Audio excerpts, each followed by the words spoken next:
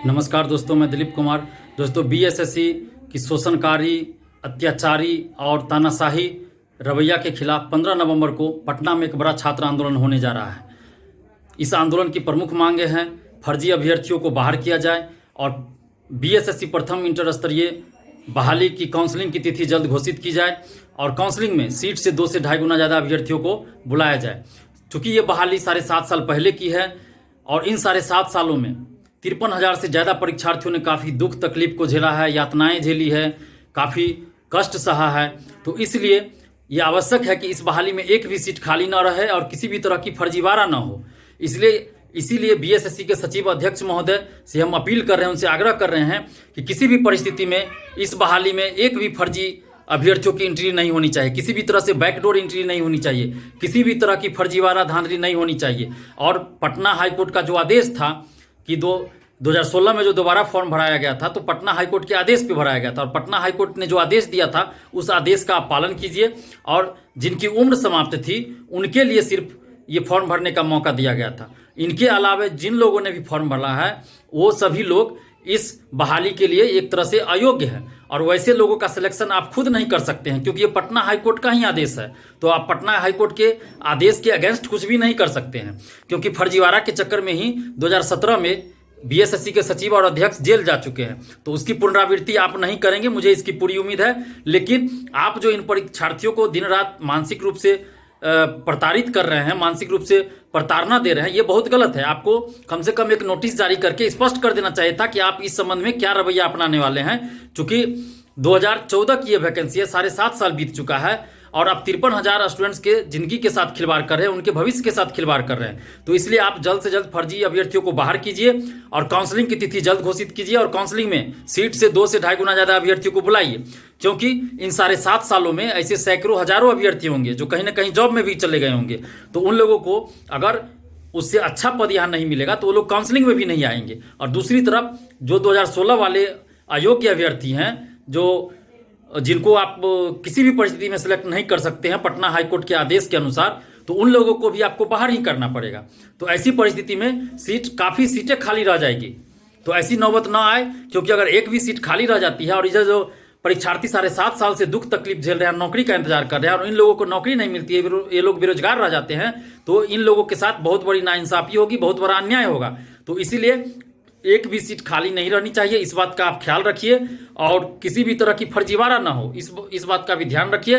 इसलिए फर्जी अभ्यर्थियों को आप जल्द से जल्द बाहर कीजिए और काउंसलिंग की तिथि जल्द घोषित कीजिए, जल्द से जल्द काउंसलिंग करवाइए और जल्द से जल्द फाइनल रिजल्ट घोषित कीजिए, क्योंकि ये बहाली 7.5 साल पहले की है और ये कहीं ना कहीं बिहार के लिए एक तरह से कलंकित करने वाली बात है। बिहार को भी कलंकित करने वाली बात है और बीएसएससी को भी कलंकित करने वाली बात है कि 7.5 साल से एक बहाली पूरी नहीं हो पा रही है। और आप खुद सोचिए कि बीएसएससी के सचिव और अध्यक्ष महोदय, आपने खुद ही नोटिस जारी किया था कि नवंबर प्रथम सप्ताह में काउंसलिंग शुरू होगी और 12 तारीख आज बीतने वाला है और एक तरह से समझिए तो बीत ही चुका है, क्योंकि रात का समय हो चुका है। तो आज 12 नवंबर बीत चुका है, उसके बावजूद भी आपने अभी तक काउंसलिंग की तिथि भी घोषित नहीं किया है। तो अब आप ही बताइए कि आपके अनुसार नवंबर प्रथम सप्ताह का मतलब क्या है? नवंबर प्रथम सप्ताह का मतलब क्या होता है? तो आप बार बार जो ये झूठ पे झूठ बोल रहे हैं, इससे कहीं ना कहीं आपकी प्रतिष्ठा धूमिल हो रही है और बीएसएससी भी कलंकित हो रही है। आप इतने बड़े पद पे बैठे हुए हैं, तो आपको अपने पद की गरिमा का भी ख्याल रखना चाहिए। और आप खुद सोचिए कि आप अपने रिश्तेदारों से, सगे संबंधियों से, आप अपने परिवार वालों से, दोस्तों से कैसे नज़र मिला पाते होइएगा। उन लोगों के मन में भी क्या आपके प्रति सोच होगी कि ये लोग बार बार झूठ पे झूठ बोलते हैं, इतने बड़े पद पे बैठे हुए हैं। तो कम से कम आप अपने पद की गरिमा का भी ख्याल रखिए, आप अपने पद को कलंकित मत कीजिए। बीएसएससी को कलंकित कर रहे हैं आप लोग बार बार झूठ बोल के, तो ऐसी परिस्थिति ना आने दे और बार बार इस तरह की हरकत ना करें। हम आपसे आग्रह कर रहे हैं, विनती कर रहे हैं। हम लोग को कोई शौक नहीं आंदोलन करने का, आप मजबूरी में हम लोग को आंदोलन करना पड़ रहा है। तो आप हम लोग को आंदोलन करने के लिए बार बार मजबूर करें। आपने खुद कहा था कि नवंबर प्रथम सप्ताह में काउंसलिंग करवाएंगे, आपने नहीं करवाया काउंसलिंग नवंबर प्रथम सप्ताह में, ना ही काउंसलिंग की तिथि घोषित की। इसलिए हम लोग को मजबूरी में आके फिर से 15 नवंबर को छात्र महाआंदोलन करना पड़ रहा है। हम लोग को कोई शौक तो है नहीं आंदोलन करने का। तो आपसे हम विनम्र निवेदन भी कर रहे हैं, आग्रह भी कर रहे हैं और आपको बता भी रहे हैं कि आप जल्द से जल्द काउंसलिंग की तिथि घोषित कीजिए, फर्जी अभ्यर्थियों को बाहर कीजिए और काउंसलिंग में सीट से 2 से 2.5 गुना ज़्यादा अभ्यर्थियों को बुलाइए। नहीं तो इस मांग को लेके, इन सभी मांगों को लेके हम लोग 15 नवंबर को तो महाआंदोलन कर ही रहे हैं, लेकिन इस महाआंदोलन के बाद भी हम लोग रुकने वाले नहीं हैं। हर एक जिला में आंदोलन होगा और उसके बाद बिहार बंद का भी आयोजन किया जाएगा और उससे पहले 15 नवंबर को आंदोलन कर लेते हैं। उसके बाद हम लोग फिर राज्य मानवाधिकार आयोग, राष्ट्रीय मानवाधिकार आयोग और यूएनओ तक भी अपनी मांगों को पहुंचाएंगे, ईमेल, ट्विटर और पत्र के माध्यम से। और उसके बाद हम लोग हर एक जिला में भी आंदोलन करेंगे और बिहार बंद का भी आह्वान करेंगे और बिहार बंद भी करेंगे।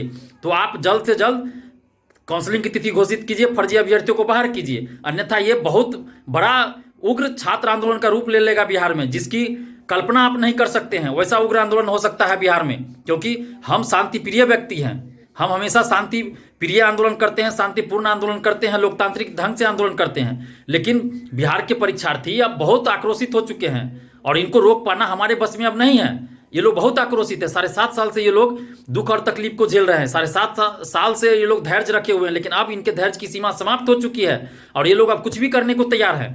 तो इनके गुस्से को आप समझिए और आप खुद सोचिए कि आप अपनी अंतरात्मा से पूछिए सचिव और अध्यक्ष महोदय कि क्या आप गलत नहीं कर रहे हैं। 7.5 सालों से ये बहाली लटकी हुई है। इन 53,000 से ज्यादा परीक्षार्थियों के साथ आप कितना बड़ा अन्याय कर रहे हैं। आप खुद सोचिए, आप खुद सोचिए। आपके घर में भी बाल बच्चे होंगे। आप खुद सोचिए, अगर आपके बाल बच्चों का कोई परीक्षा हो, चाहे वो मैट्रिक का हो, इंटर का हो, और रिजल्ट उसका प्रकाशित न किया जाए 7 साल तक, तो आपका क्या हाल होगा। आप थोड़ा सोचिए इस बात को। अगर आपका वेतन 2 महीना रुक जाए तो आपका क्या स्थिति होगा। आप छटपटाने लगते होइएगा। 2 दिन आपको वेतन मिलने में अगर लेट होता होगा, 2 दिन भी लेट होता होगा, तो आप लोग छटपटाने लगते होइएगा। और यहाँ 7.5 साल से वैकेंसी क्लियर नहीं हो रही। 7.5 साल से ये लोग बेरोजगारी की मार झेल रहे हैं और ये लोग नौकरी का इंतजार कर रहे हैं, और वो भी पीटी मुख्य परीक्षा पास करके आप कई महीनों से इंतजार कर रहे हैं। उसके बावजूद भी आप काउंसलिंग नहीं करवा रहे हैं, फर्जी अभ्यर्थियों को बाहर नहीं करवा रहे। तो कितना बड़ा अन्याय है, कितना बड़ा ये अन्याय है। आप सोचिए, कितनी नाइंसाफी है। आप खुद सोचिए, आप अपनी अंतरात्मा से खुद पूछिए इस बात को, और जल्द से जल्द आप इस बहाली को पूरा करवाइए, फर्जी अभ्यर्थियों को बाहर कीजिए और काउंसलिंग की तिथि जल्द आप घोषित कीजिए। और तमाम परीक्षार्थियों से भी हम आग्रह कर रहे हैं कि आप लोग भी एकजुट होकर 15 नवंबर को 10:30 से 11 बजे के बीच आप लोग पटना गर्दनीबाग धरना स्थल पहुंचिए। इस आंदोलन के लिए हम लोगों ने जिला प्रशासन से अनुमति भी ले लिया है, और जब से हमने घोषणा किया कि 15 नवंबर को आंदोलन होगा, तिथि घोषित करने के बाद से ही रोज सैकड़ों अभ्यर्थियों का फोन आता है, सैकड़ों छात्र छात्राओं का हमारे पास फोन आता है, और हर एक जिला से फोन आता है। तो इसलिए आप लोग ये मत सोचिए कि कोई तो आंदोलन में जा रहा है, हम घर बैठे रहें। तो ऐसे नहीं होगा। आप सभी को आना होगा, और आप समस्त छात्र छात्राओं से भी अपील करें, आप अपनी अंतरात्मा से भी पूछिए कि क्या आपको इस आंदोलन में नहीं आना चाहिए।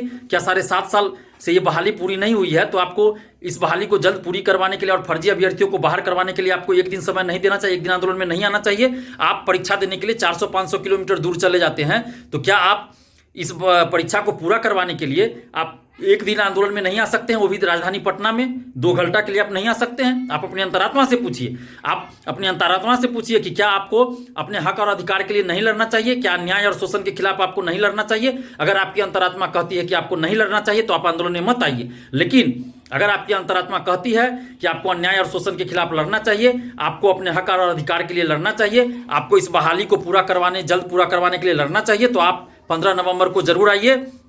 और अगर आपको कोई सुझाव या शिकायत करना हो मुझसे, तो आप हमें शिकायत भी कर सकते हैं। हमसे कोई सुझाव देना हो वो भी दे सकते हैं। हमारा मोबाइल नंबर है 7282005656। इस पे कॉल या व्हाट्सएप करके आप हमें अपना सुझाव या शिकायत दे सकते हैं।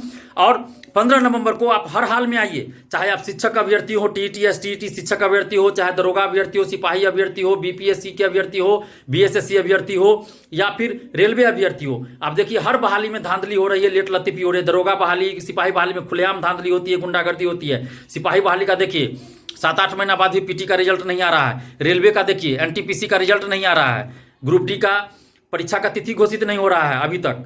तो हर शिक्षक बहाली में देखिए बहाली के नाम पे दलाली हो रही है, लेट लतीफी हो रही है। तो अगर आप चाहते हैं कि हर बहाली में लेट लतीफी बंद हो, समय पे बहाली आए, समय पे बहाली पूरी हो, पारदर्शिता के साथ पूरी हो, धांधली न हो, और जल्द बहाली पूरी हो, तो आपको एकजुट होना पड़ेगा और एक मंच पे आना पड़ेगा। इसलिए आप लोग 15 नवंबर को आए। ये मत सोचिए कि बीएसएससी अभ्यर्थियों का ये आंदोलन है, नहीं, ये एक शुरुआत है। बिहार में शिक्षा व्यवस्था को सुधारने का, बिहार में प्रतियोगी परीक्षाओं में धांधली को रोकने का, बिहार में प्रतियोगी परीक्षाओं में लेट लतीफी को रोकने का ये एक शुरुआत है।